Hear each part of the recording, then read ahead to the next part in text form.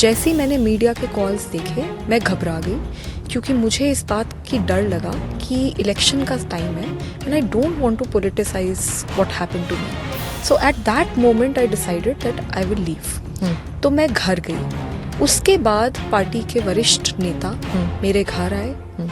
मुझे बोला गया कि पार्टी इसके ऊपर एक्शन लेगी, सख्त से सख्त एक्शन लेगी, क्योंकि उन्होंने मेरी हालत देखी, उन्होंने मेरा हाल देखा। उन्होंने देखा कि जो लड़की एक फाइटर है हमेशा, आज वो एक विक्टिम बन गई। उन्होंने वो सब कुछ देखा। मैं रो रही थी, मैं पेन में थी और मैं बार बार सबको बता रही थी कि मेरे साथ क्या हुआ। उन्होंने मेरा हाल देखकर वो अरविंद जी के घर पे भी गए। उन्होंने विभव से भी बातचीत करी, ऐसा उन्होंने मुझे बताया। पूरी पार्टी को मेरे खिलाफ उतारा गया है।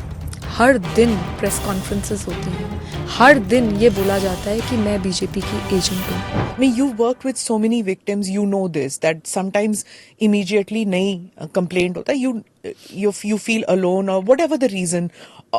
It took a lot of persuasion for people to get you to come out and speak about it. What was that trigger कि आप बोले नहीं, and what was the trigger जब आप बोले? वो delay क्यों हुआ?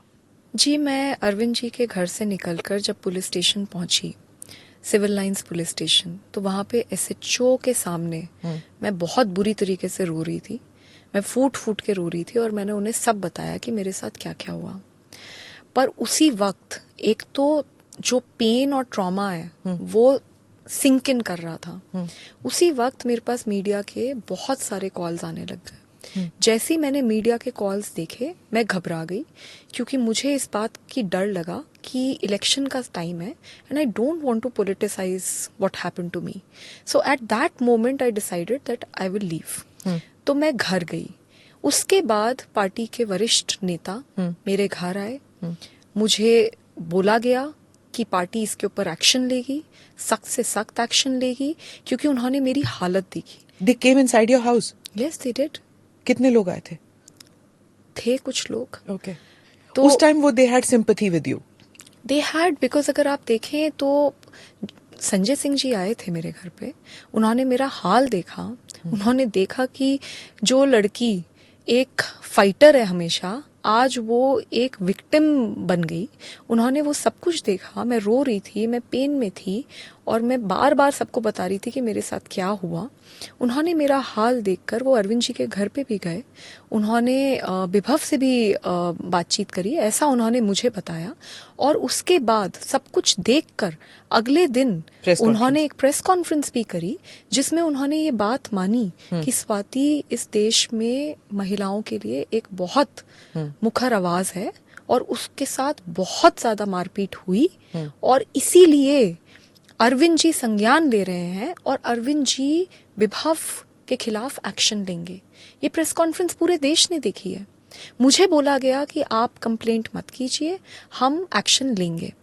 पर अगले ही दिन हमने देखा कि किस तरीके से विभव कुमार लखनऊ में इन लोगों के साथ दिखे। मैं जब उस दिन, जिस दिन मैंने कंप्लेंट करी, मैं जब उठी तो मेरे माइंड में सबसे पहले ये थॉट आया कि मैंने इतनी हजारों लड़कियों को, लाखों लड़कियों को, जब वो मेरे पास आती थी और इतने घिनौने क्राइम्स के साथ मेरे पास आती थी, मैंने उन्हें हमेशा हिम्मत बंधाई और मैंने उन्हें हमेशा ये बोला कि चाहे कुछ हो जाए, चाहे पूरी दुनिया तुम्हारे खिलाफ हो जाए, तुम लड़ो, और चाहे अकेले लड़ना पड़े तुम लड़ो। तो मुझे, जब मैं उठी तो मुझे एक इतनी ग्लानि की फीलिंग हुई कि मैंने इतनी महिलाओं को हिम्मत दी और उन्होंने इतनी बड़ी बड़ी लड़ाइयाँ मेरे कहने पे लड़ी, और मैं क्यों नहीं कंप्लेंट फाइल कर रही। I have to file a formal complaint because it is a criminal case. ये कोई ऐसा केस नहीं है जिसको a party can brush it off under the carpet.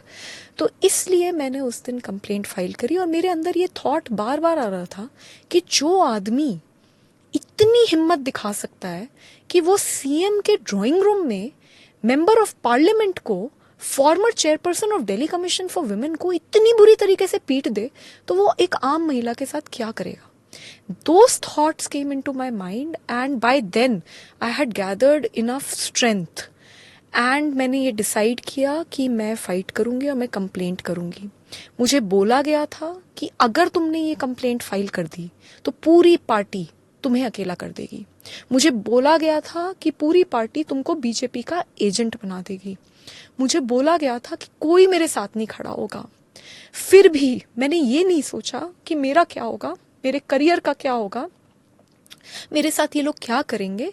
मैंने सिर्फ ये सोचा कि जो चीज़ मैंने सारी महिलाओं को बोली है कि आप हमेशा सच के साथ खड़े हो, आप सच्ची सच्ची कंप्लेंट करो, लेकिन आपके साथ अगर कुछ गलत हुआ है तो आप ज़रूर लड़ो।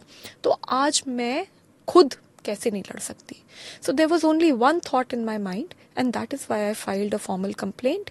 एंड जो उन लोगों ने मुझे डराया था और जो उन लोगों ने मुझे बोला था वो एक्चुअली सच निकला, क्योंकि जैसे ही मेरी कंप्लेंट हुई उसके बाद all hell has broken loose in my life.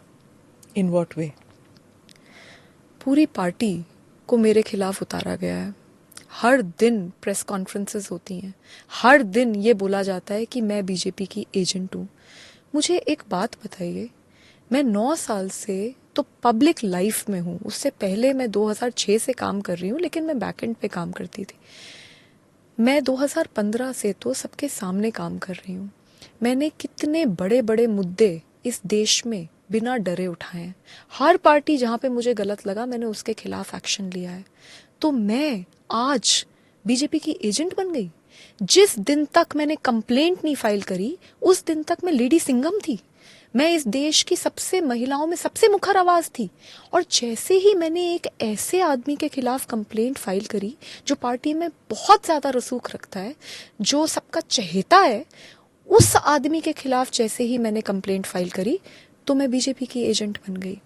ये बोला जा रहा है कि बीजेपी ने मेरे को डराया कि मेरे खिलाफ जो केस है उसमें वो पता नहीं क्या कर देंगे।